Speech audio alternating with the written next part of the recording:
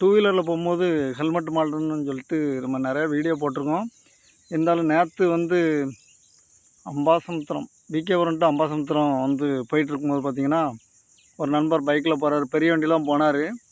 என்னென்னா ஹெல்மெட்டை வந்து தலைக்கு மாட்டினா பாரம் அப்படின்னு நினச்சிட்டு கையில் வந்து தொங்க விட்டுட்டு ஆண்பாரை பிடிச்சிட்டு போகிறாரு. தலைக்கு மாட்டினா வந்து பாரமாக இருக்குதான் அவருக்கு. கையில் மாட்டிட்டு போகும்போது வண்டி இந்த ஏற்ற இறக்கத்தில் போகும்போது பார்த்திங்கன்னா கை வந்து டேமேஜ் ஆகிறதுக்கும் நிறைய வாய்ப்பு இருக்குது. அதனால் கைக்கு மாட்டுற ஹெல்மெட்டை தலைக்கு மாட்டிட்டு போங்க, ரொம்ப நல்லது. அப்புறம் என்னென்னா இப்போ பார்த்திங்கன்னா இந்த கோடை காலம், இலை உதிர் காலம். இன்றைக்கெல்லாம் பைக்கில் வந்துட்டு இருக்கும்போது பார்த்திங்கன்னா நான் ஹெல்மெட் போட்டு கண்ணாடி கவர் போட்டு தான் இருக்கும், முகம் ஃபுல்லாக கவர் பண்ணது.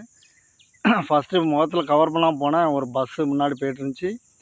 வடமலை சமுத்திரம் டு நம்ம கருத்துப்பிள்ளை ரூட்டில் ஃபுல்லாக சைடில் பார்த்திங்கன்னா ஃபுல்லாக மரம் தான். என்னென்னா இந்த பஸ்ஸு முன்னாடி போகிற பஸ்ஸு ஒரு ஸ்கூல் பஸ் போகுது.